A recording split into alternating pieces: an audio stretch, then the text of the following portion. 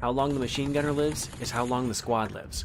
This isn't Browning M2's first war, but in the trenches of the Russia-Ukraine war, this hellish machine has become a key factor in turning the tide of battles. When the machine gun is firing, you don't dare raise your head, even if you're Rambo. A trained machine gunner is a nightmare for the enemy. So why does this 90-year-old American machine gun remain the best in the world? Well, Ukrainian soldiers have some answers for you. This gun only jams under two conditions: if it's filthy and unlubricated, or if it's completely worn out. The Browning M2 can take out Soviet-era armor used by the Russians. It's an incredibly powerful weapon. When this baby gets going, it's terrifying. But seeing is believing, right? These guys know what they're talking about. The American machine gun saved their lives when they found themselves in a tight spot. One morning, a radio call came through. 2 Russian BMPs packed with assault troops were headed straight for their position. The Ukrainian soldiers' position was considered impenetrable, but that morning it was still dark and thick fog blanketed the area. To make things worse, the blanket covering the Browning M2 had frozen solid to the metal. Luck seemed to be on the Russian side, but only for a moment. The machine gunner managed to rip off the frozen cover and then opened fire into the darkness. I was aiming based on sound and instinct, the soldier shared. The rest, as they say, is history. It's worth mentioning that the Browning M2 roars louder than thunder. At 150 decibels, this beast can disorient anyone without proper protection. That's why hearing protection is essential when firing it. But in combat, as we've seen, that's not always an option. As the Russian BMPs crept closer, the machine gunner could see their silhouettes, illuminated by the sparks flying off the impacts. The vehicle sputtered to a halt. Assault troops began jumping out and running. They shouted over the radio, "Reload, they're running!" The attack was repelled, and thanks to the Browning M2, the defenders came out on top. Importantly, despite the intense use, the machine gun never jammed. This weapon is unbelievably reliable. For infantry holding the line in trenches, the Browning M2 is the last hope. When bad weather grounds FPV drones, or poor visibility renders anti-tank systems useless, the sheer storm of hundreds of 12.7mm rounds can stop any light armored vehicle in its tracks. But have you seen what happens when a BMP catches fire and then explodes? The secret lies in the 12.7 by 99mm ammunition, and we're about to reveal it. One of the Browning M2's greatest strengths is the wide range of ammunition it can use. It was long believed that Ukraine was supplied with only 2 types of rounds for this weapon, but it turns out there are at least 12, like the Apostles. So, the Browning M2 and its 12 Apostles. Look closely. Each type is marked with a different color tip, but one of these Apostles is truly extraordinary and extremely rare. Enter the Mark 211 Raufoss round. This ammunition features an armor-piercing tungsten core and an incendiary compound inside. Upon penetrating the armor, the round detonates, spreading the incendiary material inside. Typically, only artillery systems use such destructive ammunition, and those are in much larger calibers. The Mark 211, however, delivers the destructive power of a 20mm cannon shell right out of a machine gun. Did you know there are machine gun rounds with explosive power? Hit like if you did. Congrats, you've passed the Browning M2 theory exam and are ready for the practical test. If you didn't, hit like anyway, because now you're officially in the class.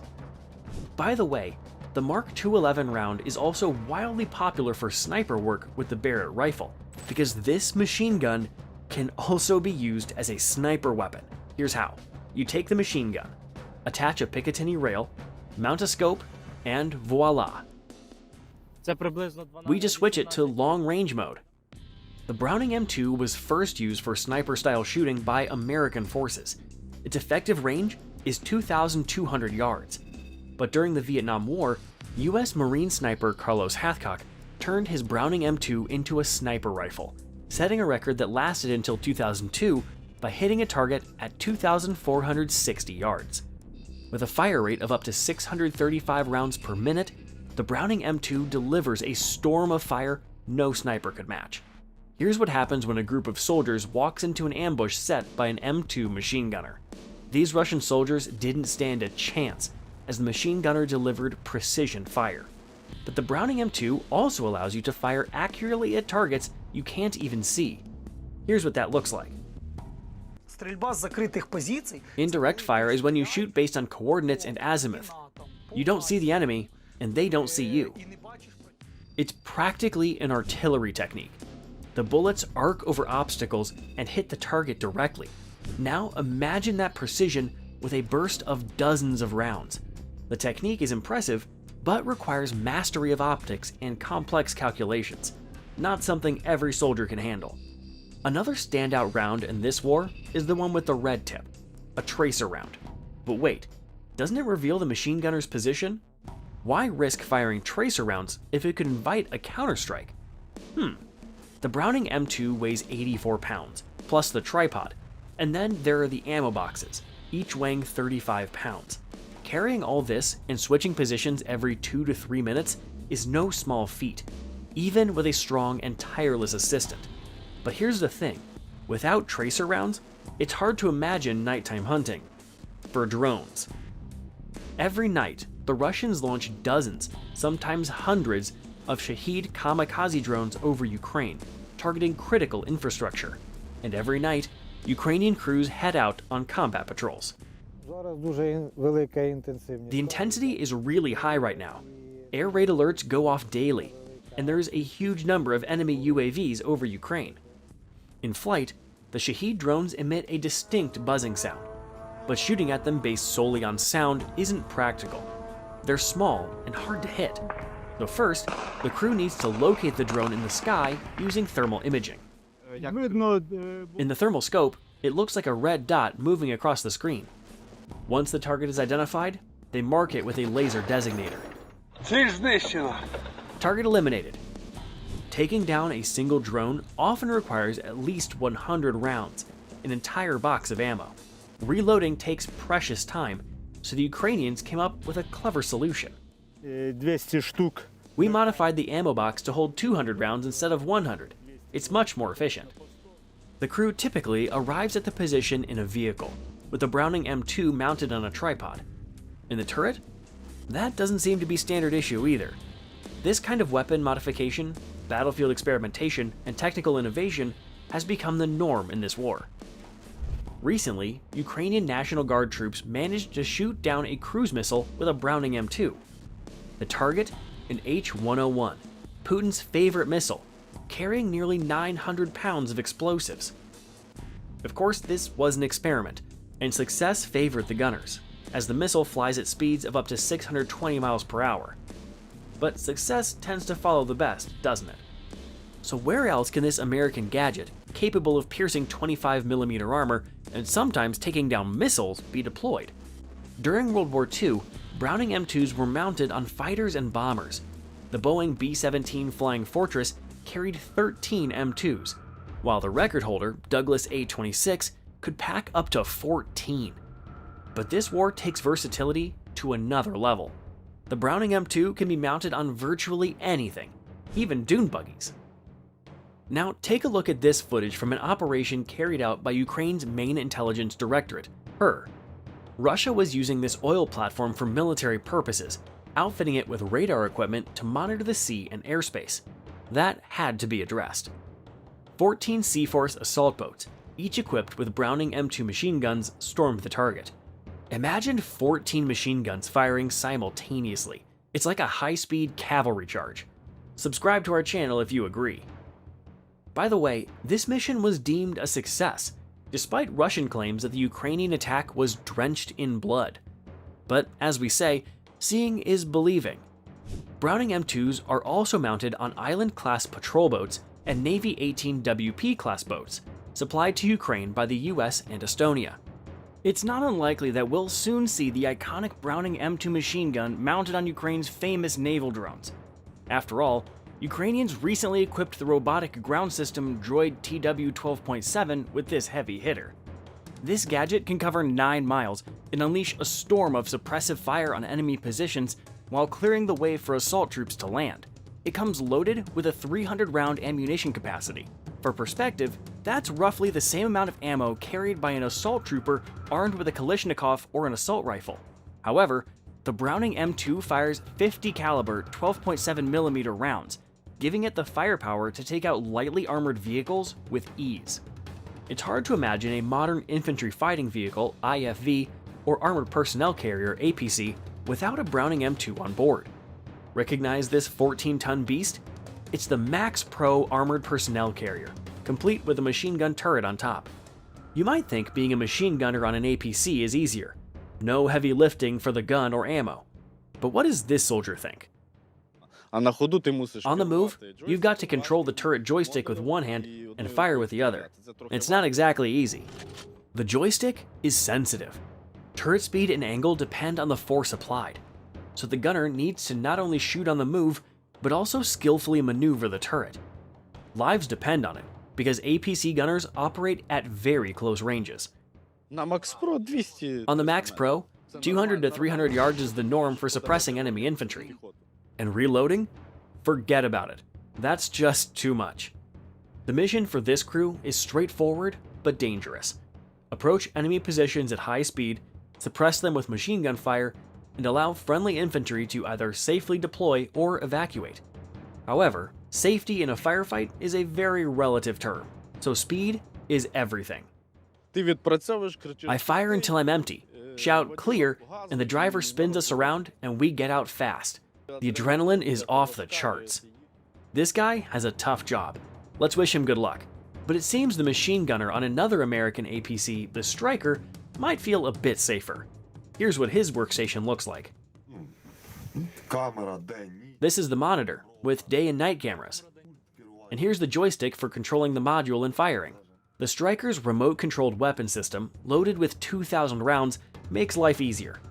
On top of that, the APC has side windows for infantry to fire from, offering additional firepower. The gunner's position is also protected by 14.5mm armor, giving them much-needed security. So yes, the Striker gunner has it a little easier compared to others. But here's a question for you. Where is it hardest to be a machine gunner? In a trench, a building, or an armored vehicle? Tell us in the comments. We figured out how the Russians are managing to destroy American M777 howitzers on such a massive scale. Any guesses? It's decoys. Just look at these beauties. They even puff out smoke to make it look like they're firing. Russian Lancet drones dive at these fake targets like starving fish going after a shiny lure. The Russians are pulling out all the stops to track down and take out American howitzers. Hold it! Ready to fire! And it's no surprise why. First off, if our howitzers don't fire, our infantry's in for a tough time. Bernard Montgomery, one of the most famous World War II generals, once said that the harder the battles and the longer the war goes on, the more infantry depends on artillery. The war in Ukraine couldn't prove that more. Fire! Here's what a real M777 looks like in action. Ukrainian artillery crews lovingly call it 3 axes. But from a drone's perspective, good luck telling a decoy from the real deal. Hit that like button if you think these fakes are genius. Another reason why the Russians are so eager to hunt down the 3 axes is their incredible effectiveness. According to a brigadier general from the General Staff of Ukraine's armed forces, the M777 howitzer has an efficiency rate of 80%, the best performance among all the artillery systems supplied by Ukraine's allies. Curious about how other Western artillery systems are doing in Ukraine? Check out our separate video on that. But what do ordinary Ukrainian artillerymen have to say about the M777? Its error margin is within 10 feet. We're lucky, we don't usually need big adjustments. Now, you might have heard arguments online claiming otherwise. Some say the circular error probable for the M777 is measured in dozens of feet at a range of 15.5 miles. For those unfamiliar, CEP is the radius within which 50% of rounds fired at the same target are expected to land. Apparently, Ukrainian gunners didn't get that memo because they're hitting much more precisely. When we fire without adjustments, by the end of the day, we usually have video confirmation of direct hits.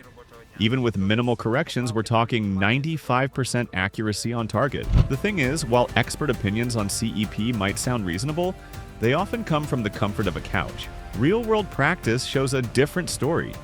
And just look at this grouping.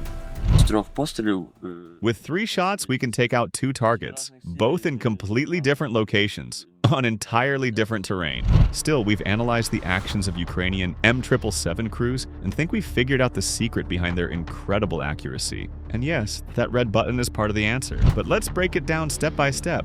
First, despite the high intensity of the fighting, Ukrainian gunners stick to optimal barrel management. The M777 can fire 5 to 7 rounds per minute, but at this rate, the barrel will start to wear out after just 2 minutes. It's extremely intense. Several dozen M777 barrels overheated and had to be sent in for repair. Now, Ukrainians are careful to avoid this. We fire strictly at our targets. No unnecessary shots. If we deploy, we work briefly but effectively. Each barrel has a lifespan of approximately 2,500 rounds before replacement is needed. The 3 axes fires 155mm shells, and for most modern heavy artillery systems, a sustainable firing rate is about 2 rounds per minute. Stick to this, and your barrel will last until its scheduled replacement. But accuracy isn't just about firing discipline. Another key advantage of Western artillery systems lies in their ammunition, its quality and variety. That's the second reason behind their phenomenal precision. The M777 can fire any NATO standard shells, including high explosive, cluster, smoke, illumination, and even specialized mine-laying rounds. We use cluster shells against infantry or light vehicles. High explosive shells are also used on vehicles, and we hit bunkers with regular explosives. The maximum range of standard high explosive shells is 15 miles, packing nearly 24 pounds of explosives. For comparison, Soviet and Russian 152mm shells carry only 10.5 to 15 pounds of explosives, meaning Western shells are significantly more effective. For extended range strikes, special rocket-assisted shells are used, with ranges reaching 25 miles. These shells have an additional boost from a base bleed gas generator or a compact solid-fuel rocket motor. One standout is the M982 Excalibur, guided by GPS. In the early months of the war, these rounds sent shockwaves through Russian forces. An alternative to the Excalibur is the Precision Guidance Kit M1156. This smart fuse can be installed on regular 155mm shells, transforming them into precision-guided munitions. The PGK features a GPS receiver and fins that adjust the shell's trajectory in flight. These innovations in ammunition and firing strategies are what make Ukrainian M777 crews so devastatingly effective. The Pentagon recently dug up some M712 Copperhead-guided shells from the 1970s and handed them over to Ukraine. These were the world's first guided artillery rounds. At least 3 of these laser-guided shells were used by Ukrainians during the Kursk operation to take out a metal communications tower. We'll be keeping an eye on where they pop up next. Precision-guided munitions help Ukrainian forces conserve ammo, as fewer shots are needed to take out a target. However, these rounds are also dozens of times more expensive than standard shells, so they're reserved for high-value targets. On top of that, they allow for strikes on moving targets. Last winter, we hit a Sonsapek heavy flamethrower system. I also remember hitting a tank from a distance of 14 miles back in October 2022. Yes, precision munitions can even hit an open window. Of course, the Russians use electronic warfare systems to jam GPS signals, but this is a never-ending game of cat and mouse. There's no permanent winner. Still, even the best and most advanced shells can't replace skilled personnel, which is yet another reason why M777s have performed so well in Ukraine. In the early months of the war, the US, Canada, and Australia delivered over 100 M777s howitzers and nearly 190,000 shells to Ukraine. There were concerns about how quickly these systems could be deployed, but training didn't take long. Experienced soldiers were sent to Germany, where they were trained by skilled instructors. They sent us to Germany for training, where American crews taught us. Before this, I worked with the Soviet-era D-10 for almost 3 years. I started with the Soviet D-20, then used a captured Russian Msta-B, and now the 3 axes. Part of the quick learning curve may also be attributed to the simplicity of the M777. Most of the systems provided to Ukraine lack the automated fire control systems that enable sniper-like accuracy with standard rocket-assisted shells. So how do they manage without it? The answer lies in a clever Ukrainian innovation, the Kropiva Combat Control System, which integrates reconnaissance and fire control across different units into a single information network. According to NATO classification, this system falls under the C2 command and control type. Using the Kropiva system requires only 3 key inputs: the target's coordinates, the artillery battery's location, and the meteorological conditions. These are entered into a tablet with specialized software, and the firing direction and range to the target are calculated automatically. That's right. The Krapiva combat control system includes a ballistic calculator for the M777. Even the Pentagon can't quite wrap its head around how this was done without hundreds of millions of dollars in funding. So the Krapiva system is another big factor in Ukraine's artillery success. Now it's time to reveal the purpose of that mysterious red button. But first, make sure you're subscribed to our channel if you haven't already. It's a light switch. Insert 2 batteries and it illuminates the scales for nighttime use. Think this is trivial and doesn't affect the outcome? Imagine driving your car at night with no dashboard light. And what's that weird curved stick used for loading the howitzer? Turns out that's another important tool. Stay tuned for more on that. This is the standard tool for loading shells included with the howitzer. The curve is designed to make loading easier when the angle of fire is steep, like at 800 mils. We've highlighted these small details for a reason. Nearly all Ukrainian M777 operators have prior experience with Soviet-era artillery systems, which often lack such conveniences. That said, the M777 has its own quirks, some of which became apparent in Ukraine. It's delicate. You've got to clean it often and check everything carefully. In Germany, we covered theory, from barrel replacement to changing a wheel. But here we ran into weather issues. It rained, then it froze almost immediately. The first winter in Ukraine was a major test for the M777. Nighttime temperatures in the steppe dropped to -40 degrees Fahrenheit, causing seals to fail rapidly. Western instructors accustomed to operating the howitzer in hot climates had little advice to offer. However, Ukrainian gunners adapted. They began covering and heating the 3 axes using Webasto heaters from truck engines. After 2.5 years of use, Ukrainian mechanics have developed a unique expertise in repairing M777s, even those damaged in combat. Our howitzers have taken hits from Lancet drones, Grad rockets, and Krasnopol shells, but we always managed to fix them. We shared our knowledge with Canadian mechanics, and they were shocked at how much we know about the M777. If we can't repair something in the field, we send it to the factory. The M777's durability in combat is also tied to protective measures. Alongside the decoys you saw earlier, anti-drone nets remain effective against kamikaze drones. Against Russian counter-battery fire, Ukrainians rely on electronic warfare systems, laser detection sensors, which warn of guided munitions like Krasnopol, well-fortified positions, and frequent relocations. To date, we haven't lost a single M777 permanently. Another advantage of the M777 is its lightweight. Thanks to its titanium alloy construction, it weighs just 9,250 pounds. Allowing it to be towed by a light truck. The Russian Msta-B, often considered its competitor, weighs 15,500 pounds, requiring a much larger vehicle for transport. The M777's success in Ukraine has been so notable that BAE Systems announced it's resuming production of howitzer frames and has signed a contract with the US Army. This raises an interesting question. Should the M777 be considered American, with 80% of its components made by American companies? Or British, given its developers' origins? Or maybe Ukrainian? After all, BAE Systems plans to repair and eventually manufacture the 3 axes in Ukraine. Let us know your take in the comments.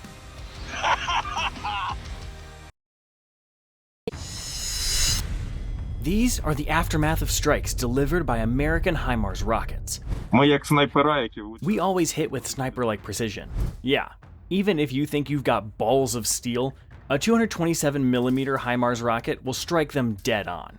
At first glance, it might seem like this equipment could be repaired or maybe scavenged for parts, but take a closer look. See those 180,000 tiny tungsten carbide fragments? They sliced through metal like it was paper. Every part of this vehicle is riddled with holes. The chassis, engine, fuel tank, transmission, even the truck's leaf springs, all shredded by the M30A1's shrapnel. This isn't just damaged equipment, it's scrap metal. And as for the enemy personnel, HIMARS is generous to its friends. Like Santa with a bag of precision presents. But for enemies, surviving a hit from these rockets would require divine intervention. Seriously, it's like being hit by a celestial shotgun blast. Who could walk away from that? I first saw a fireball. Then, in an instant, the entire clearing was littered with bodies. I've never seen anything like it in my life. When this Russian soldier's comrades arrived at the strike zone, it was silent. Too silent. The kind of silence that only comes with death. That's the work of another HIMARS projectile, the GLMRS M30. Its cluster warhead carries 404 M101 dual-purpose submunitions, designed to tear through both armor and personnel. What's left after a strike? Dust, twisted metal, and no survivors. If it's not the most effective system on the battlefield, it's definitely among the top. The sheer power is astonishing. But what makes the American HIMARS so untouchable? Why can't the Russians neutralize it? The first standout feature, HIMARS boasts an arsenal of over 10 different types of rockets. That's right, no other MLRS in the world comes close. Which specific munitions are being sent to Ukraine remains classified, hidden even from the Washington Post. But don't worry, we'll lift the curtain a little. You've already seen the destructive beauty of cluster munitions and tungsten-packed warheads, but the first HIMARS strikes in Ukraine during the summer of 2022 pointed to a different payload altogether. Nearly all Russian targets hit in the first weeks of HIMARS deployment were 25 to 50 miles behind enemy lines. Many Russian ammo depots and troops were annihilated. In just a few days, around 20 major depots were obliterated. Most went up in flames, with their entire stockpile of shells and rockets detonating in spectacular fashion. These strikes were courtesy of the GMLRS with a high explosive warhead, tailor-made for such missions. But how did the Russians let this happen? It boils down to logistics. Russia relies almost exclusively on railways to supply ammunition to the front. The munitions are then stored in depots conveniently located near railway stations. Here's the catch. These depots have fixed and easily identifiable coordinates, and HIMARS rockets, guided by a 24-channel GPS receiver using ultra-secure communication links, don't miss fixed targets. Intel on depot locations is straightforward. Reconnaissance can track the trucks loading up munitions to supply frontline units, and then all you need to do is input the target's coordinates into the computer, press a few buttons, and launch the missile. Now imagine this. Loading these Russian depots takes hours, because, get this, Russian soldiers load ammo by hand. While they're sweating it out, satellites from every nation with eyes in orbit have all the time in the world to capture the scene. There's no way to hide this slow-motion disaster, and so the depots go sky high. Sure, credit also goes to American satellites for pinpointing the targets, but HIMARS was the ace in Ukraine's hand during its first counteroffensive in eastern Ukraine. With the depots destroyed, Russians can't blanket our infantry and artillery with fire anymore. HIMARS fits perfectly into the maneuver warfare doctrine embraced by Ukraine's military. These systems can strike anytime, anywhere. We can execute missions on any terrain, in the field or on the road. It makes no difference. But here's the real kicker. The actual circular error probable for GMLRS turned out to be 2 to 3 feet, far better than the 23 feet guaranteed by Lockheed Martin. In other words, HIMARS rockets are even more precise than expected. That's a game-changing advantage. And hey, if you think that's impressive, hit that like button. This bold plan was born in Kyiv to liberate Kherson in southern Ukraine. The operation became the crowning debut of American HIMARS, and now you'll understand why it would have been impossible without these systems. Kherson was the only city on the right bank of the Dnipro River that the Russian army occupied in 2022. The Russians had dug in, building strong defensive positions and fortifications. Attacking these with infantry and tanks was near impossible. Why? The open terrain surrounding Kherson stretched for miles, offering no cover. Advancing across it was practically a suicide mission. To make matters worse, the Russian grouping in the area consisted of over 20,000 troops. For Ukraine to counter this force, they would have needed 3 to 5 times as many soldiers. Reserves they simply didn't have. But there was a critical weakness. All supplies for the Russian forces in Kherson had to cross a few key bridges, and this is where HIMARS stepped in, taking those bridges under relentless fire control. Hitting a bridge with an MLRS from 40 to 50 miles away is like shooting a thread with a crossbow. But thanks to the unexpected precision of GMLRS rounds, it was possible. The computer shows us when we're in position to hit the target, the commander gives the order, and we launch. However, it wasn't just the munitions doing the magic. Got a job, we're rolling out. HIMARS crews near Kherson worked non-stop for 37 hours straight. Ukrainian officer Koval told the Wall Street Journal about their grueling but crucial efforts. Putin's generals faced an impossible challenge, destroying the HIMARS launchers. The problem? They were like bees, constantly on the move.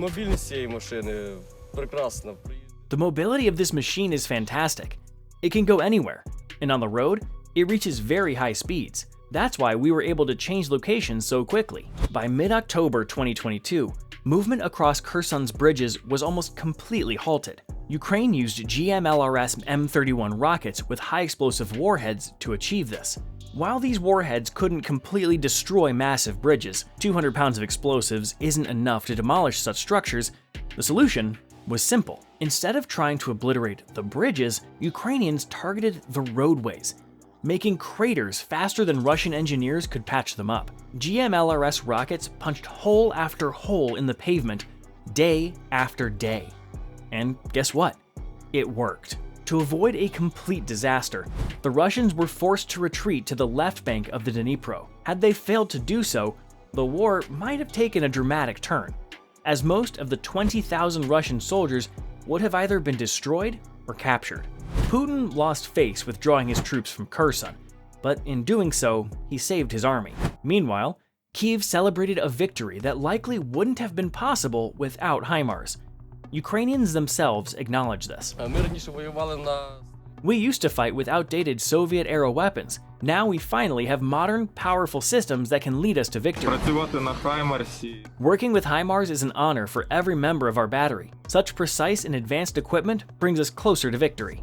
By now, every Ukrainian knows the name of this American rocket artillery system. But you're probably wondering, why didn't the Russians shoot down the GMLRS rockets? Here's the thing. The Russians tried to intercept them from day one of the HIMARS mission in Ukraine. Footage from the Kherson operation shows Russian air defense systems launching interceptors, but all attempts to take down GMLRS rockets failed.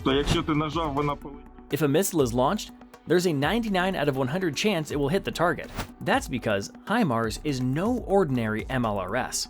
GMLRS rockets first climb to an altitude of up to 65,500 feet, then descend on their target at a nearly 90-degree angle, reaching speeds of up to 2,700 feet per second. Given the relatively short range of GMLRS, air defense operators simply don't have enough time to react. All they can do is watch it on their radar as it comes crashing down. For example, operators of the Russian Pantsir S-1 system only have a few seconds to respond and fire, but even then, the system can engage only a limited number of targets at once, 4 within a 45-degree range and 2 within 90 degrees. And let's not forget, a HIMARS container holds 6 GMLRS rockets. The coordinates for all 6 rockets can be set at once. They can target multiple objectives, or all 6 can focus on a single target. On radar screens, 2 or more rockets appear as a streak instead of a point. Operators never know whether they're facing 2 GMLRS rockets or all 6. But what if 2 HIMARS units launch simultaneously? A tactic frequently employed by Ukrainians. For the Russians to reliably shoot down HIMARS rockets, they would need an incredibly dense air defense network. Achieving this is nearly impossible because such concentrated systems would themselves become juicy targets. Even when such duels do happen, they resemble a miniature war. Take, for instance, the Ukrainian attack on Kursk, a city shielded by dozens of air defense systems. The Ukrainian forces deployed a buffet of weaponry: Storm Shadow missiles, mauled decoys, HARM anti-radiation missiles, GBU bombs, and HIMARS systems. The strike also involved Su-24 and Su-25 jets, 2 F-16s, 2 MiG-29s, and even FPV drones. The skies were packed. Now imagine the chaos on the radar screens of Russian air defense operators. How exactly this Ukrainian orchestra coordinated its efforts remains a mystery, but the operation managed to hit the largest communications hub in the region. The result? Even Russia's advanced air defense systems couldn't withstand a multi-pronged, diversified attack. To counter HIMARS specifically, the Russians sometimes resort to full-scale GPS signal jamming. But here's the catch: these powerful disruptions also affect their own troops. As a result, such jamming is limited to specific areas and short durations, making it far from a reliable solution for neutralizing HIMARS. This forced Russian forces to relocate their depots and command centers out of GMLRS range. Only then did the US agree to supply Ukraine with another powerful munition from the HIMARS arsenal, ATACMS, Army Tactical Missile System. If you think this should have happened sooner, hit that subscribe button. Here's the kicker. ATACMS takes HIMARS to an entirely new level, transforming it into a tactical missile system with a range of up to 186 miles. This isn't just an upgrade, it's a game changer. Imagine Floyd Mayweather moving up a weight class and still dominating his champion. ATACMS quickly earned a reputation as the ultimate slayer of Russian S-400 and S-300 systems. But what about other rockets in the HIMARS arsenal that have proven themselves in Ukraine? So far, we haven't seen the GMLRS-ER extended range rockets in action. These upgraded versions of the GMLRS can strike targets up to 93 miles away, nearly doubling the original range. We also haven't witnessed the new PRSM, Precision Strike Missile, which boasts an impressive range of 310 miles. These are expected to gradually replace MGM-140 ATACMS tactical ballistic missiles. Fingers crossed for their debut. Clearly, the full potential of the HIMARS system in Ukraine has yet to be unleashed. This is why the Russians are desperate to destroy the launchers themselves to take them out of the game for good. But that's easier said than done. First, Ukrainian crews are exceptionally well trained. Our partners took our training very seriously. Second, HIMARS systems primarily operate at night, swiftly changing positions after firing. Reloading the system takes just 5 to 10 minutes. With our speed, the chances of catching us are next to zero. Third, HIMARS is well protected. The launcher module and fire control system are mounted on a sturdy truck chassis, with the cabin and undercarriage reinforced with armored steel plates. This makes it capable of withstanding blasts from several pounds of explosives. This brigade was lucky enough to save all their HIMARS launchers. So far, not a single HIMARS has been destroyed. Well, except for a few wooden ones. Wait, what? Wooden HIMARS? Yes. Ukrainians have been deploying decoy models in forests to confuse the enemy. It wouldn't be surprising if Putin is being briefed on their destruction. In reality, around 40 HIMARS systems have been delivered to Ukraine by the US since the war began. The exact number in active service or under repair is unknown. However, we've seen footage of a HIMARS damaged by a mine and sent back to the US for repairs. Notice how the wheel is blown off, but the cabin remains intact, meaning all 3 crew members, the operator, driver, and commander, survived. Here's another clip showing a Russian Lancet drone strike on a HIMARS after it had completed its mission. As we can see, the drone's 6.5 pounds of explosives weren't enough to destroy the system. This launcher is likely headed to the US for some treatment as well. The first possible destruction of a HIMARS occurred 622 days after they debuted on the battlefield. During that time, Ukrainians managed to destroy 767 Russian MLRS systems. Not a bad score, wouldn't you say? But is there anything in the world more advanced than this American rocket system? The Russian Uragan? The Chinese WS-2D? Or maybe the North Korean KN-25, which boasts a confirmed range of up to 250 miles? Drop your pick in the comments, and we'll create a head-to-head battle video between HIMARS and the weapon you choose. Don't worry, German engineering guarantees that the Leopard 2 can effortlessly handle water obstacles up to 3.3 feet deep without breaking a sweat. Oops. It seems that Ukrainian tankers managed to drown a German tank. Why? Some kind of military strategy, perhaps? Things didn't exactly go as planned. This swamp turned out to be deeper than 3.3 feet. As you can see, the tank is completely submerged, which means the water here is over 9.2 feet deep. That's the full height of a Leopard 2. You can almost hear the German Chancellor grinding his teeth at this spectacle. But don't count the Leopard out just yet. Enter the Panzer II, an armored recovery vehicle that can pull tanks, or any other stranded equipment, straight out of the underworld if needed. Of course, it's German-made too. You could probably guess that just by peeking inside. Cozy, right? Hit that like button if you've ever dreamed of having a room like this as a teenager. This machine weighs 40 tons. It can carve a path anywhere. Forest, swamp, you name it. The Leopard 2 was well and truly stuck. But as you can see, it's been rescued. The big question is, did this $12.8 million tank just turn into an oversized paperweight after its little submarine adventure? After all, the Leopard 2A4 comes loaded with high-tech features: a digital fire control system, automatic fire suppression, a wind sensor, a radio, a gunner's thermal sight with a laser rangefinder, an electro-hydraulic gun stabilizer, something akin to an onboard computer, miles of electrical wiring, oh, and batteries. Not exactly built for underwater excursions. So, what's the damage, Captain? Sure, the tank isn't watertight like a submarine, but don't worry, pumps are in place to handle water removal. Still, seeing is believing. At this moment, the Leopard 2 looks like a soggy cat, though the driver managed to stay almost dry. Incredible! This German beast works like it was designed for underwater missions. Now it's cruising along like nothing happened. Bravo! But it does beg the question, why risk such an expensive machine in the first place? The ability to cross underwater obstacles like this is something we'll need for operations in similar terrain.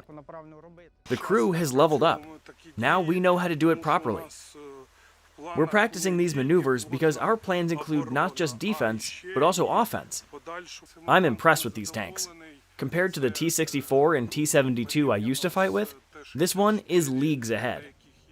Clearly, the Ukrainians were training to be ready for some serious action. They were pulling off moves that were impossible with Soviet-era tanks. Just a few weeks later, the Leopard 2 lived up to their expectations. Footage shows that this practice was anything but in vain. Within minutes, the crew had destroyed 2 Russian tanks and 4 armored vehicles. The map of the battlefield reveals that the Russians felt secure, with one flank protected by water and the other monitored by their aerial reconnaissance. They never figured out where the Ukrainian tank came from, but we know the secret. Take a close look at the camouflage on this Ukrainian Leopard. Doesn't look much like a soggy cat anymore, right? For a while, the Leopard ruled this field. But did you notice the unusual reactive armor on the Ukrainian Leopard? Actually, it's nothing other than Contact 1, a Soviet-era design. Each block contains an explosive charge with a compression-sensitive detonator. Ukrainian tankers humorously call them chocolate bars. When hit by a projectile, they explode, using their blast wave to neutralize the penetrating jet of anti-tank munitions. By the way, Ukrainians are also mounting these same explosive boxes on American tanks. You can find a full video about the M1 Abrams in Ukraine on our channel. But seriously, what's the deal here? Why are German tanks getting outfitted with outdated Soviet-era protection? The Leopard 2A4 boasts impressive armor. Its frontal armor is equivalent to 640 to 840 millimeters of steel, easily deflecting shots from any Soviet tanks of its time. But that time was the 1980s. Over 30 years have passed since the A4's debut, and modern munitions can now penetrate its defenses. However, newer Leopard 2 versions, A5, A6, A7, and even the A8, have been upgraded with additional composite armor modules and active protection systems. Thanks to Contact 1, even the Leopard 1A5, also deployed in Ukraine, has significantly improved crew protection. This machine was built to outdated standards. It's been a long time since its introduction. These days, with so many shaped charged munitions in play, we needed extra protection, so they added cumulative defenses to safeguard the crew. Many critics called the Leopard 1A5 a museum piece, but its gun and fire control system are exceptional. Ignoring that potential would have been a mistake. But don't get the wrong idea. Germany isn't sending only outdated gear to Ukraine. Meet the Panzerhaubitze 2000. Or let's stop butchering German and call it the PZH 2000. Hit that subscribe button if you agree it's easier to say. In short, the PZH 2000 is an incredibly advanced and powerful self-propelled howitzer mounted on a Leopard 2 chassis. But instead of tank gadgets, it comes equipped with an 8,060mm barrel. Its armor, however, isn't exactly tank grade. So what do Ukrainian soldiers think about it? Even if a 152mm shell lands nearby, I know I'm safe inside. Among artillery experts, the PZH-2000 is hailed as the world's most combat-effective self-propelled howitzer. And it's not just about the cozy interior. I input the coordinates, the type of shell, the fuse setting, and how it should activate. Wait a second. Is this a co-working space in Palo Alto, California, or a brutal 155mm cannon? I hit save, and I'm ready to fire. On position, I just press 2 buttons, fire. The PZH-2000 boasts a record range of up to 42 miles with rocket-assisted shells, and a maximum firing rate of 10 rounds per minute. But the real magic? This beast can fire 3 rounds in quick succession at the same target, with each shell taking a different trajectory to land simultaneously. The autoloader operates with the precision of a guillotine. The loader's job? Quickly place the propellant charge. Ready. Fire. Fire. Fire. Even though its firing positions are usually 10 to 20 miles from the front line, the PZH-2000 is a prime target for enemy counter-battery fire. That's why, as soon as the last shell is in the air, the crew hightails it out of there to avoid becoming the hunted. And the result? The enemy bunker was destroyed. This howitzer leaves no room for survival. The key is accurate target coordinates. Target information comes from various sources: recon drones, fire observers, and we planned to show you the German counter-battery radar Cobra. Finally, a name that makes sense. Cobra can detect up to 40 enemy firing positions in just 2 minutes. It also calculates the impact point of shells and missiles, adjusts the fire of friendly units, and warns about potential counter-battery threats. But operators of the counter-battery radar are a mystery. They don't give interviews, allow video recording, or let outsiders near their positions. Still, we've managed to find out how fire observers work with the PZH-2000. WeWork is part of a recon fire complex. Our tools include an artillery theodolite and a drone. I only see the enemy on the screen. But with Russian jammers often disrupting drone operations, the fire observer's main tool remains their own eyes. A group of 6 is moving into the private sector, 856, distance 1,500. Here's footage of that group being eliminated. It happened quickly, but the fire observers are as much a target as the PZH-2000 itself. 10 Grad rockets landed just 100 to 200 feet away from me, but we're used to this now. However, Bakhmut has become world famous for its intense gunfights, where the legendary German MG3 machine gun has proven its worth. It's carried by all the heroes in today's videos, even the PZH-2000 crew. Some Ukrainian soldiers argue that the MG3 is superior to the American Browning M2. Objection, Your Honor. I'm Team Ma Deuce. If you've seen our video about this machine gun, smash that like button. But let's hear from the Ukrainian troops. If it overheats, you can swap the barrel right in the middle of the fight. This is a crucial feature, because the MG3 boasts a fire rate of 1,200 rounds per minute. In prolonged battles, quick barrel changes mean survival. Not just for the gunner, but for the whole unit. Swapping the Browning M2's barrel, on the other hand, takes more time and adjustments.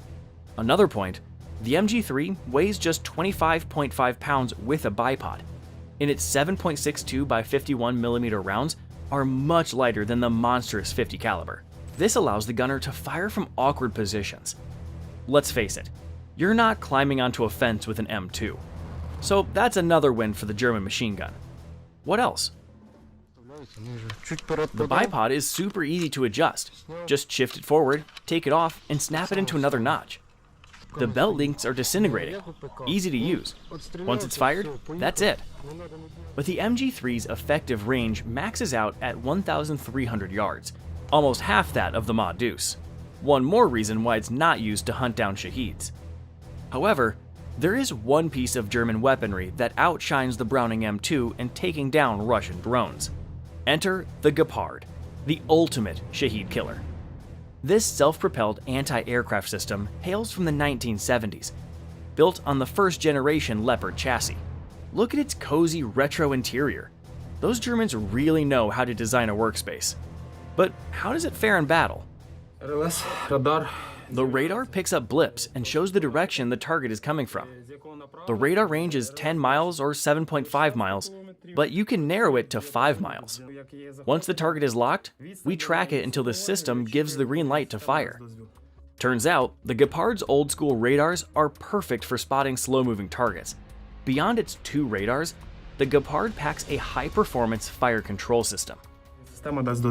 Then it fires and the target is destroyed.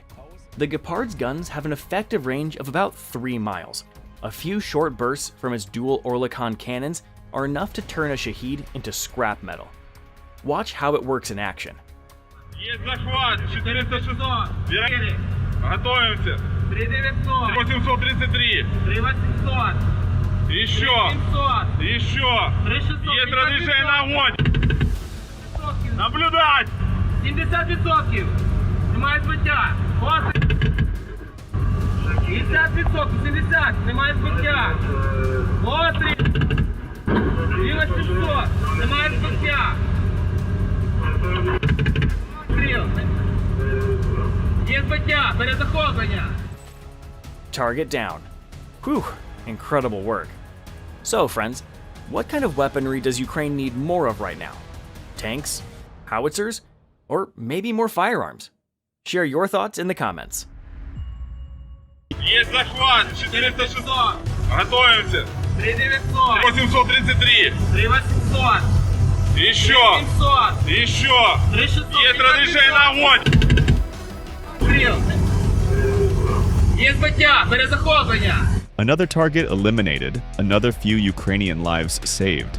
We may not know their names, but we do know the name of their protector, Flugabwehrkanonen Panzer Gepard, Bring on the Flügelkampfheimler! or simply the Gepard anti-aircraft tank. And hold on, looks like it's still busy. Another one down. Not bad, but not a record yet. If not for the war in Ukraine, hundreds of 45-year-old Gepards would be rusting away in junkyards. And that's the best case scenario because practical-minded Germans usually just melt down outdated machines. The Bundeswehr officially retired Gepards in 2011, claiming they had critical flaws that made them unfit for modern warfare. You'll learn about those soon, but despite this, armies worldwide still want similar systems. And Ukraine is snapping up Gepards wherever it can find them. Let's start with the basics. This machine comes in twos. 2 radars, 2 cannons, 2 engines. Seems like German engineers built the Gepard for every possible scenario. Your like helps the channel grow. Thank you for your support. This radar mounted on the back of the turret in travel position is the search radar. When in use, it deploys and spins at 60 RPM, maybe not as fast as a German washing machine, but just as silent and reliable. It has an effective range of 9.3 miles. Once it detects a target, it feeds the data to the tracking and targeting radar, which locks onto the target in a 200-degree arc. You can see it mounted on a swivel bracket. Both radars operate independently, come with electronic countermeasure protection, and feature built-in self-diagnostics. Once the data is processed, the fire control system calculates the perfect firing moment. Here's how that plays out. Locking on, tracking, and firing. Sounds simple, right? Not quite. The operator is just being modest. The true brains of the system is the onboard computer, which works so fast it actually needs to be reined in. That's the operator's job, to authorize each shot, because you can't just fire away if the target is over a city or a sensitive site. We only shoot them down over open fields or water. But the onboard computer isn't just an overachiever, it also has veto power. If it detects a faulty shell, it blocks the firing sequence. Seems like a good thing, ensuring no dude rounds get chambered. However, some reports suggest the computer's a little too sensitive. But that's not why the Bundeswehr retired the Gepard. The issue is that this system was designed back in the early 1970s. The original concept was to shield armored columns on the move and defend stationary targets against helicopters and low-flying aircraft in all weather conditions, day and night. The problem? modern air-to-ground missiles outrange the Gepard's 2.5-mile effective range. Take the Vichur anti-tank missile. Used by Russian Su-25T attack aircraft and Ka-50, Ka-52 helicopters, it has a 5-mile range. The Ataka-D system, up to 6 miles. The Kh-39, 9 miles. This means that in a modern battlefield scenario, the Gepard isn't the hunter, it's the prey. Even its turret-mounted smoke launchers wouldn't save it. Just buy it a little time before the inevitable. But in Ukraine, the Gepard found a second life, hunting drones and subsonic cruise missiles. It detects and destroys them with ease, and it does it with style. Just listen to the voice of its twin, 35mm Oerlikon autocannons. These Swiss-made beauties have a service ceiling of 13,000 feet. They won't touch ballistic missiles, but when it comes to swarming kamikaze drones, they're absolute killers. Near Odessa, a single Gepard took down 10 targets in a short period. No wonder the muzzle brake on these twins looks like a crown. Their combined rate of fire? A blistering 1,100 rounds per minute, 550 per barrel. But here's the catch. The Gepard carries just 640 rounds total, and reloading takes an agonizing 20 minutes. That's why the operator often switches to controlled bursts, single shots or 10 to 12 round bursts. Fortunately, that's more than enough to take down a Shahed drone.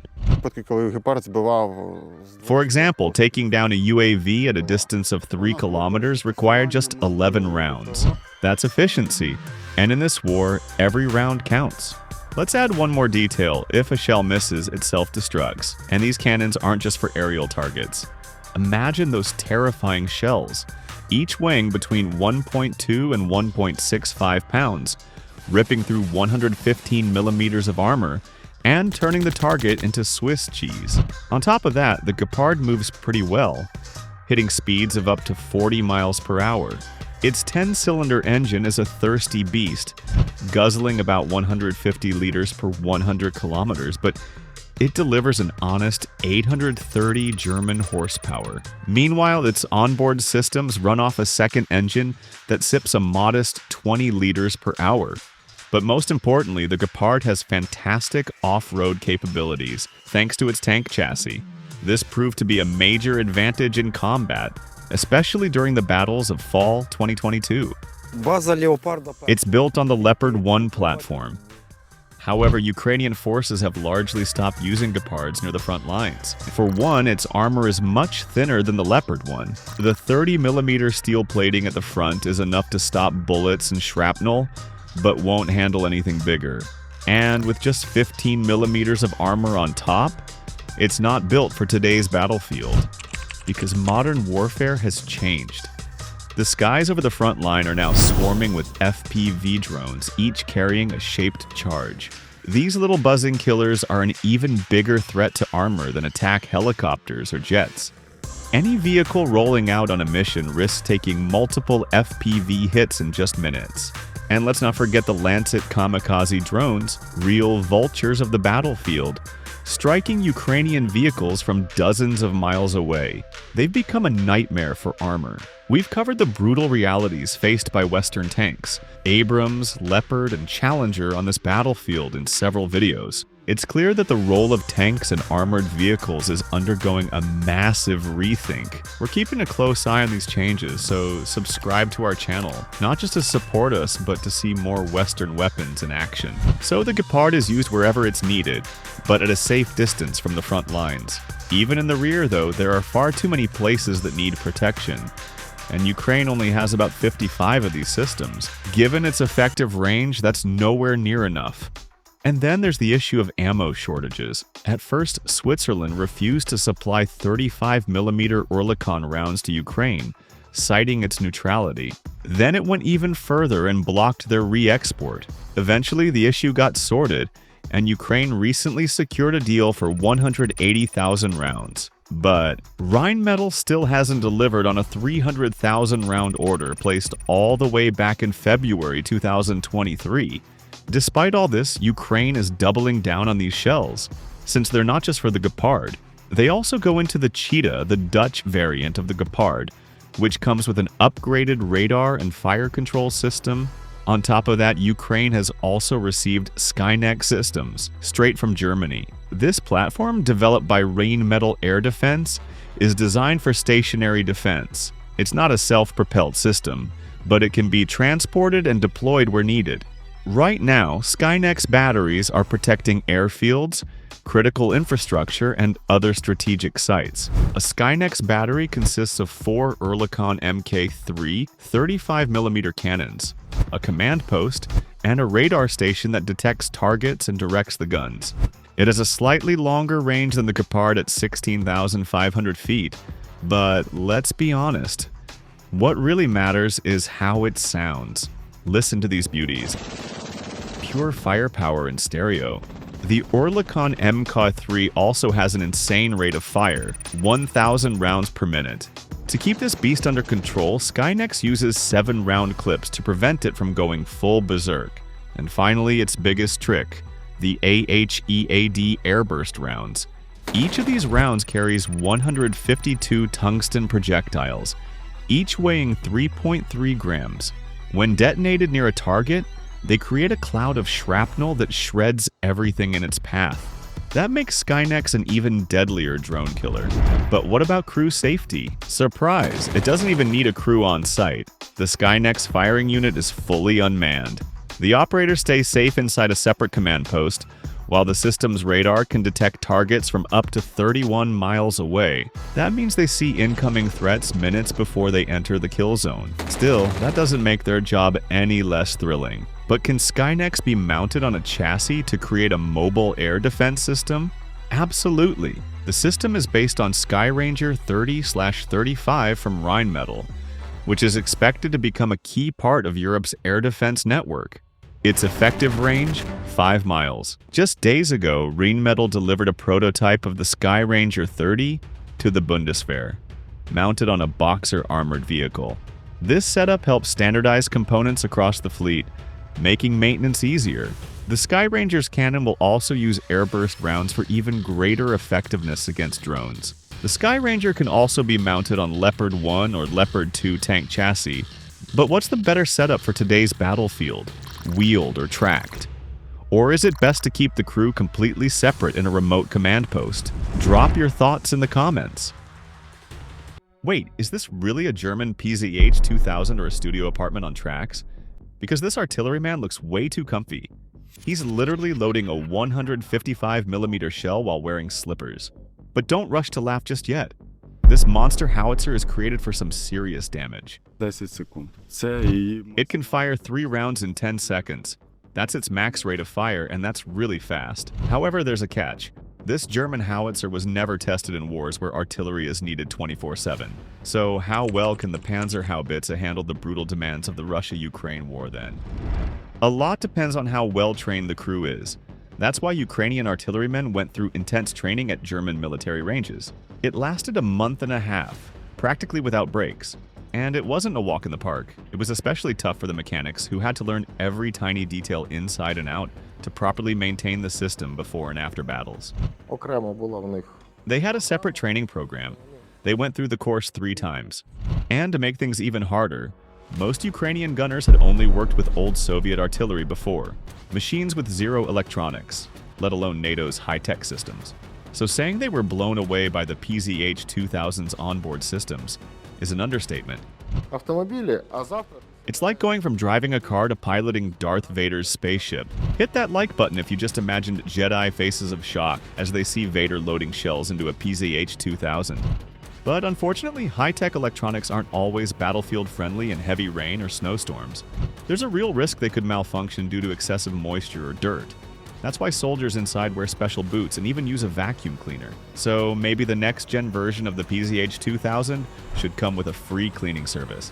Just kidding, but keeping the system clean and dry is a major task for the crew. But the Panzer has advantages that make you forget about these little inconveniences. According to a former Ukrainian commander, the PZH-2000's undeniable strength is its protection, thanks to homogeneous rolled steel armor. Так вона на 10-12. It's called Panzer for a reason. It weighs 10 to 12 tons more than any other howitzer in its class. That extra weight, it's all about crew protection, because training an artillery crew is long and expensive. German engineers also put serious thought into preventing catastrophic ammunition detonations, a nightmare scenario for any crew. Фантастично продумано. The way they designed the ammo storage is fantastic. The propellant charges are kept in separate compartments, just like in a Leopard or Abrams tank, behind armored doors. Even if something hits, the panels blow out, but the crew survives. We've mentioned in previous videos that every Western weapon system in Ukraine is constantly hunted by Russian reconnaissance and strike drones. But when the PZH-2000 was being developed, drone warfare wasn't a massive threat yet. Surprisingly though, this howitzer's armor is proving up to the challenge. It's one of the few vehicles that doesn't need extra cage armor for drone defense because it can handle itself. Струмінь кумулятивний, там він того ж. For a Lancet's shaped charge jet to reach the ammo and trigger detonation, it first has to pierce the side armor, then the side skirts, then hit the track, then get past a road wheel, then go through the inner hull wall. And only after all that, if anything is left of the warhead, might it actually reach the shells. The PZH-2000 has a 5-person crew, and they stay inside at all times. There's no need to step out during battle to load shells like with the Soviet 2S7 Beyond, another howitzer fighting alongside the German system in Ukraine. And that factor? It literally saved a Ukrainian artilleryman's life when his vehicle was hit. Загинув міхвод. When our driver was killed and I was wounded, the other 3 guys who weren't hurt got out and did exactly what they were trained to do. Now imagine you're a loader on a Caesar howitzer, firing shells when suddenly a Russian recon drone spots you. Chances are you won't just have a kamikaze drone coming your way. You'll get a rain of mortar rounds or cluster shells in your sector. That's a massive risk. But inside the PZH-2000, artillerymen feel a lot safer. The problem with artillery is that we're constantly under fire, and most of the time without armor. Here, I feel secure. I know this thing can take a 152mm shell. Even if it lands just a few meters away, we'll be fine inside. Want to learn more about Western artillery and tech in the war? Subscribe to the channel. But can the Panzer Haubitze handle muddy fields and snow-covered plains in Eastern Europe?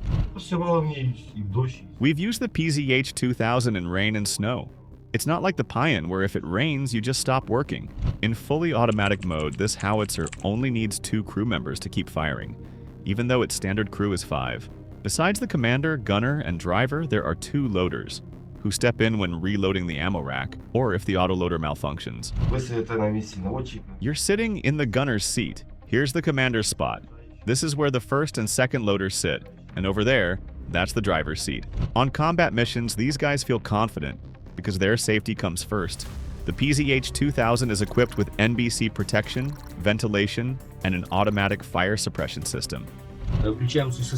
During operation, we close all the hatches. The gun pulls in air through filters, creating internal pressure. This pushes all the smoke outside while firing.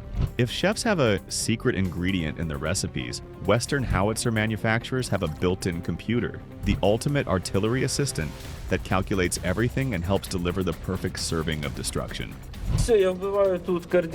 I input the coordinates here, select the fuse type, and set how it should detonate.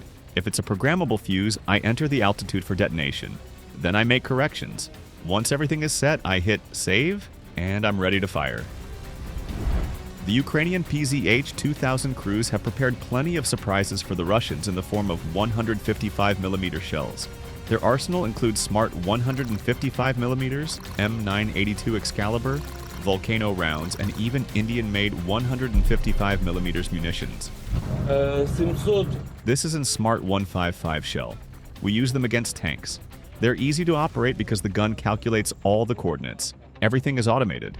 A Ukrainian artilleryman who has fired dozens of rounds describes what using these beasts is like. Максимально ефективна дальність ураження. The max effective range depends on the shell type. Up to 30 kilometers, the firepower is at its peak. If the shell hits the target, nothing is left standing where it lands. Throughout the full-scale war, Ukrainians have tested various NATO shells. But are Germany's Smart 155 shells as effective as the manufacturer claims? Here's how a Ukrainian soldier recalls using them. Знайшли місце, де дуже безпечно. We found a spot where the enemy felt completely safe. They thought we couldn't hit them effectively. They didn't even bother hiding. Then we rolled in with a smart 155 shells, and let's just say we gave them a proper nightmare. The results didn't take long to show. Були два подряд. For 2 days straight, our crew took out 5 tanks, each with a detonation. And here's how that looks in action. For this Russian tank, its encounter with the PZH-2000 was its last. In another clip, the howitzer engages in counter-battery fire, taking out a Russian Gatsint-B along with its ammunition depot. The impact is impressive, but there's a trade-off. Maintenance time. Even after just 2 shots, servicing the gun takes a full day. So is this a deal breaker, or does the firepower make up for it? On land targets, the PZH-2000 has proven itself 100%. But did you know that, in theory, it could have been used for naval strikes? Yep, you heard that right.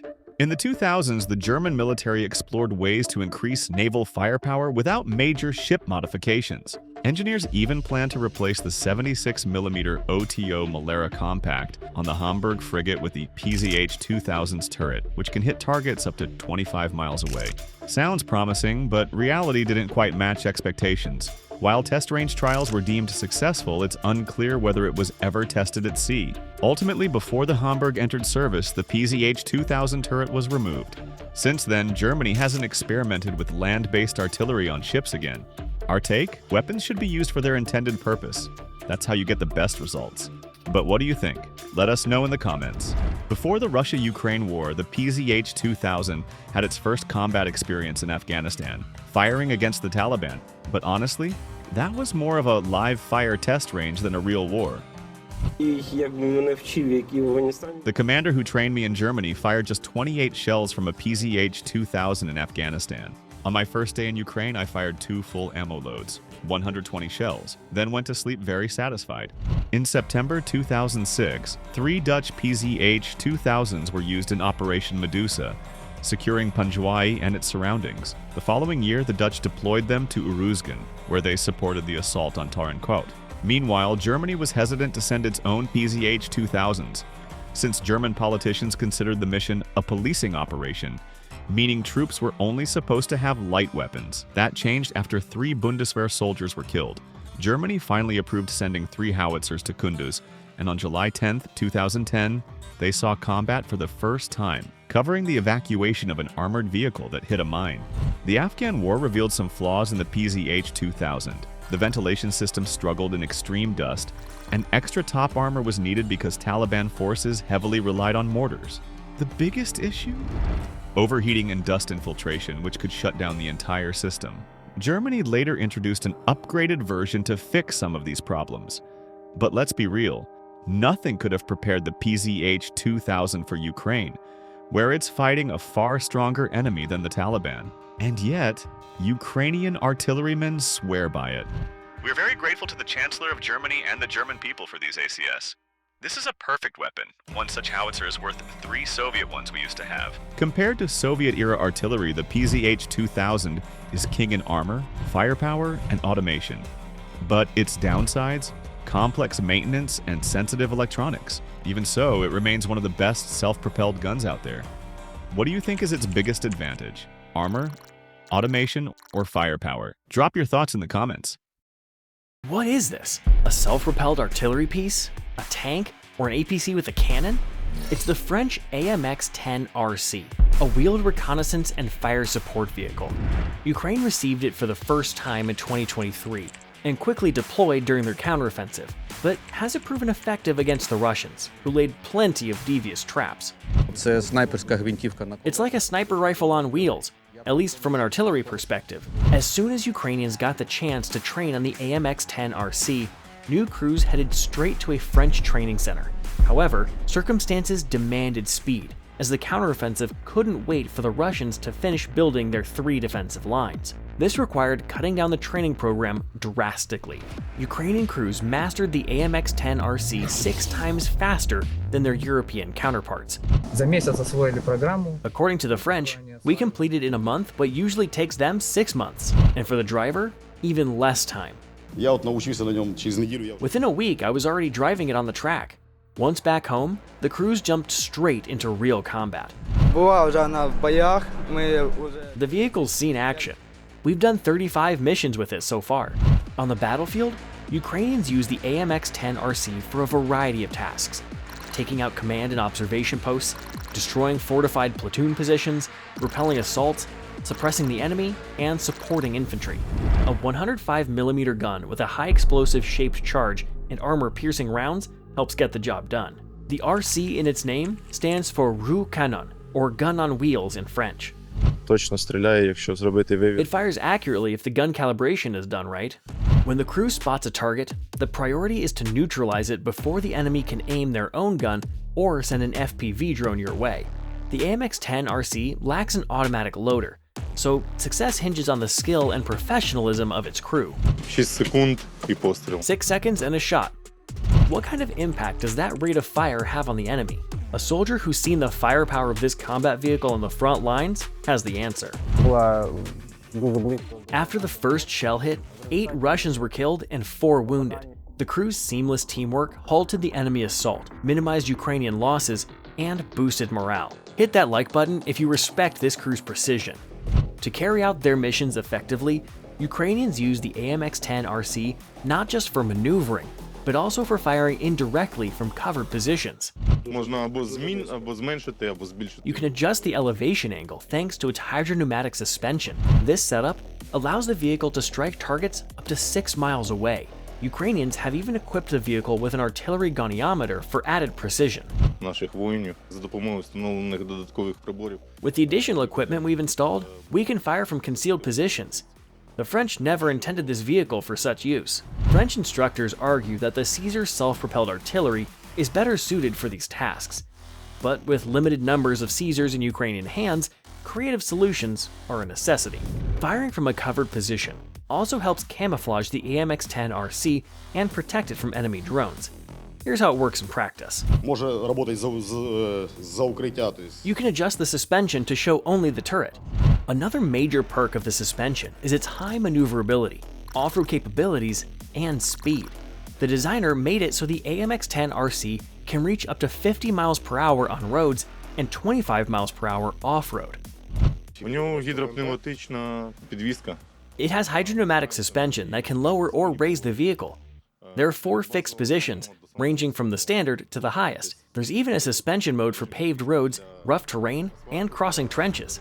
One of the biggest advantages of wheels is their quieter movement compared to tracked vehicles. This makes it easier to stay unnoticed. While the heavy use of aerial reconnaissance by both sides reduces this advantage, it doesn't eliminate it entirely. На колесній базі її не чують. Я можу під'їхати. A wheeled tank. It can approach any enemy position, and they'll only hear the engine. They won't realize it's a tank. Despite its effective use, even a well-trained crew isn't immune to challenges. The Russians, anticipating a Ukrainian offensive, sought to destroy the AMX-10RC. While this exposed its weaknesses, the risks involved were extremely high. Ми заїхали на ті позиції, почали крити міномет. When we got into position, mortars started raining down on us. One of our wheels was damaged by an anti-personnel mine. Fortunately, the crew was unharmed and completed their mission. The 6x6 wheels are both a strong advantage and a critical weakness. Wheels don't fare well against mines and shrapnel, which can severely impact the vehicle's mobility. Ну, слабое место у этого танка это... The tank's weak spot is its wheels. They're immediately torn apart by shrapnel. That affects speed and maneuverability. All the advantages of this tank disappear instantly. After the first engagements, Ukrainians realized that the AMX-10RC should not be used like a conventional heavy armored tracked tank due to the high risk of losing the vehicle irreparably. Намагаємось працювати, щоб не виїжджати. We try not to use it for breakthroughs because it's not a tank at all. It's more like an APC, maybe not even that. It's lightly armored, but because of its cannon, everyone assumes it's a tank. The AMX-10RC features aluminum bulletproof armor capable of withstanding fire from heavy machine guns all around. With additional protection, it can endure fire from small caliber weapons. However, it's unlikely to survive a traditional tank battle or a hit from a large caliber shell. So the story we're about to share is more of a stroke of luck than the norm. During our first deployment, it was terrifying because we took a direct hit to the tank. Somehow we got lucky. The sides did their job. Thank God we made it back. The war in Ukraine isn't the first conflict where the AMX-10 RC has seen action. It has been in service with the 1st Cavalry Regiment of the French Foreign Legion since 1981. Over that time, it's proven itself in Africa, the Balkans, and Afghanistan. We even found some comments from a French commander about the AMX-10 RC. But before we dive into that, hit that subscribe button. Your support means the world to us. Thank you. Here's what a French commander has to say about the long journey of this reconnaissance tank with the soldiers of the Foreign Legion. It has been part of every major conflict France has been involved in around the world.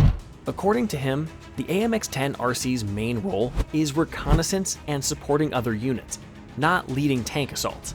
And what's the most important factor in reconnaissance? Staying unseen by the enemy. Naturally, the commander highlighted the machine's camouflage abilities. You have smoke launching systems. When you face problems in an urban environment, we use them to get out of tricky situations. At the start of this video, we mentioned how this vehicle is reminiscent of a tank, and that's no coincidence. The similarities go beyond just having a cannon. They also extend to how it's operated on the move. It's fun to drive because there's no steering wheel. It's just like in real tanks. You turn by controlling how fast the wheels rotate in one direction. For tracked tanks, it's the same principle when making turns. Both Ukrainians and the French agree on the vehicle's strongest features: maneuverability, speed, and rapid fire. Let's focus on that last one, particularly how the commander uses a joystick to manage the crew and direct fire effectively. When I take the joystick, I take priority control of the tank and oversee everything in the turret. If I'm unsure what the gunner intends to target, I take over. He can't fire or use the laser without my command. This means the commander can prevent mistakes or take control in critical moments. In our opinion, that's a fantastic advantage. Do you agree? If we compare the use of the AMX-10 RC in Afghanistan, it proved highly effective against fortified Afghan houses harboring terrorists, thanks to its powerful cannon. Losses were not entirely avoidable. During combat in January 2011, one vehicle was damaged by an improvised explosive device near the village of Châteauray, following searches by a French unit in a suspicious house. 4 crew members sustained minor injuries in the explosion. Thankfully, they were evacuated by helicopter to a French military hospital in Kabul. Of course, the wars in Afghanistan and Ukraine are entirely different in scale. However, battlefield experience shows that with proper deployment, the AMX-10 RC has a future on the front lines. As intense combat continues in Ukraine, we may yet see new and interesting uses for this reconnaissance vehicle. And here's why. In May 2024, France became the first country to commit to training an entire Ukrainian brigade. Some 2,300 Ukrainian soldiers entered French training centers, equipped with armored vehicles and artillery. Among the arsenal were 18 AMX-10 RC reconnaissance vehicles. France's motivation is clear: to create a cohesive brigade and draw lessons from Europe's largest war since World War II. We have combat experience, but only in the context of expeditionary wars, conflicts abroad. We have no experience in peer-to-peer battles between 2 modern armies. According to Ukrainian media, the brigade has already returned to Ukraine, but it's too early to assess its deployment. We hope to have stories to share about these soldiers and their AMX-10 RCs soon. It's been nearly 45 years since the AMX-10 RC was first introduced. In that time, it's seen action against poorly equipped terrorists and faced a formidable enemy in the form of Russian forces. This is outdated equipment, but it's effective in modern warfare. It's better to fight with old weapons than not to fight at all. The concept of a wheeled tank remains controversial. While it offers rapid operational mobility and significant firepower, these vehicles have a narrow specialization. The AMX-10 RC was never meant to replace traditional tanks. It was designed for different missions, yet it has clear advantages, as proven on the battlefield. For Ukraine, which lacked sufficient equipment for its counteroffensive, the AMX-10 RC was far from redundant. What do you think? What missions is the AMX-10 RC best suited for? Artillery fire, rapid raids, or infantry support? Share your thoughts in the comments. This system reliably destroys every aerial target that enters our area of responsibility. 2 minutes, and it's done. Most air defense battles don't last longer than that. If it weren't for the uniforms, you'd think these guys were working in a bank office or trading stocks at some brokerage in Frankfurt. For us, it's just a dot on a screen that moves. After the launch, it disappears. Maybe it doesn't look as intense as a ground assault or tank battle. Full deployment takes about 10 minutes. That's pretty good. But it's actually way more dangerous than it seems. This job is all about one rule: be fast or be dead. These operators trained in Germany, they fight with German equipment. At this point, it almost feels like they're in the Bundeswehr. But this story isn't about them. It's about their weapon. I met the war while serving on a book system near the city of Hostomel. Then I decided it was time to grow and learn something new. Most people recognize this as a mobile surface-launched missile system. And yes, the launcher is a big part of it, but the real magic, the top secret stuff, is hiding inside those launch containers, the missiles.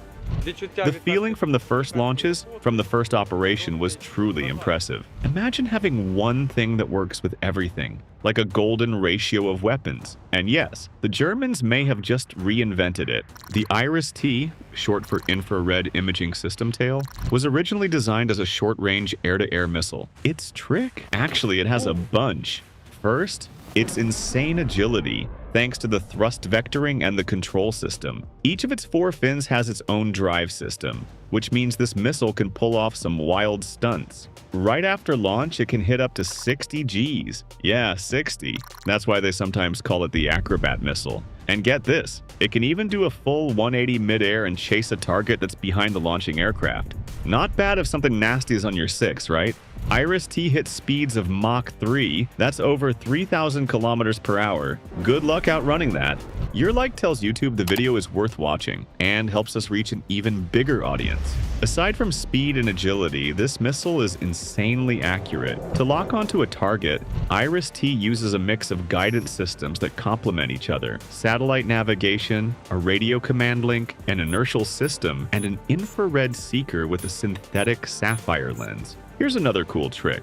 As it approaches the target, the missile builds an image and compares it to reference targets stored in its memory. That lets IRIS-T aim for the most vulnerable parts of the target and, more importantly, ignore flares and other decoys. And here's the real kicker. IRIS-T can be launched from almost any modern fighter jet. It's standard on Eurofighter Typhoons and works with certain variants of the F-16, F/A-18 Hornet, the Gripen, even the old-school Tornado. No joke.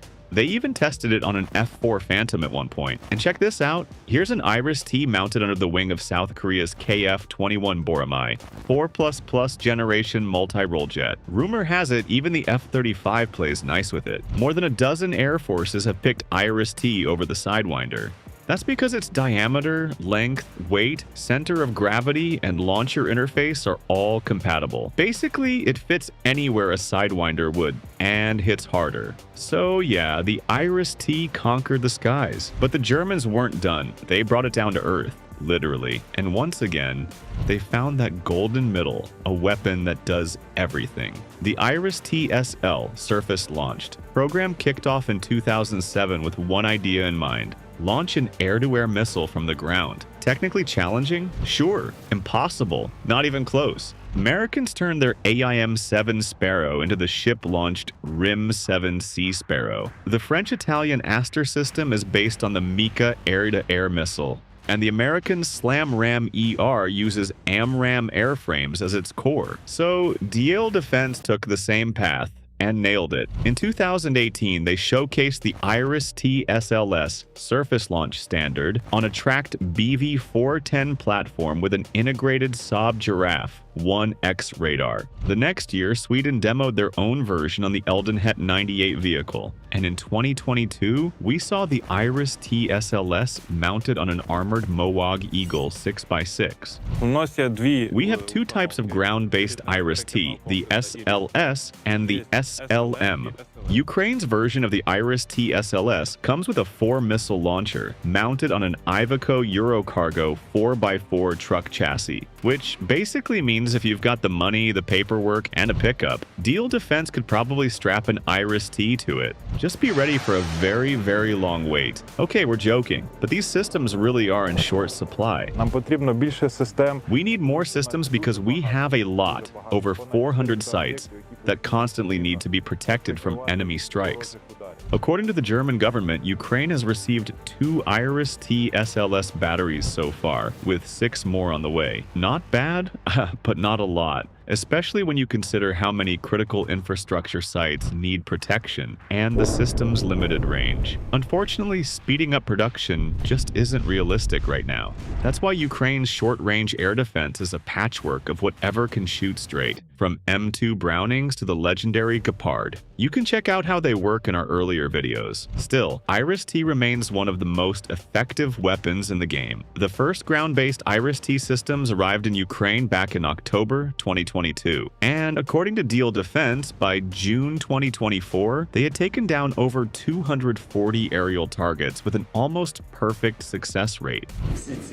On the very first day on the job, all targets were shot down. It made a big impression. When it comes to my unit, our hit rate is 99%. IRIS-T SLS uses the original air-to-air missile, but since it's being launched from the ground, its range drops from 20 to around 12 kilometers. Still, a ceiling of 8 kilometers is a solid number for taking out drones. And there's more. There's at least one confirmed case of the SLS taking out a Russian KH-101 cruise missile. According to some reports, this is one of Putin's favorites. He even monitors the remaining stock himself. You're now watching the destruction of 2 KH-101 cruise missiles. In total, 4 KH-101s were taken down in that battle within just 30 seconds. The KH-101 is air-launched and has a range of up to 5,500 kilometers when fired from a Tu-95 MS or Tu-160 bomber. It's considered a tough target to intercept. One such missile struck Ukraine's largest children's hospital, Alkmaar. The wreckage found at the scene confirmed it. But Germany's not just sending short-range systems. They've also supplied Ukraine with IRIS-T SLM, the medium-range version. And get this, Ukraine received them before the German army did. What we see on our radar, we can share that information with neighboring air defense systems. With longer range and better radar, the IRIS-T SLM can track and eliminate targets from farther away. And honestly, this might be the most advanced air defense system of the entire war. It can take down strike drones, cruise missiles, helicopters, fighter jets. The radar station can spot targets up to 250 kilometers away. Each missile comes with a high explosive fragmentation warhead triggered by either a proximity radar fuse or a contact fuse. And that brings some serious perks. One time, a single missile took out 2 targets. Total fluke. 2 cruise missiles were flying side by side, one got hit, and the explosion took out the second one with shrapnel.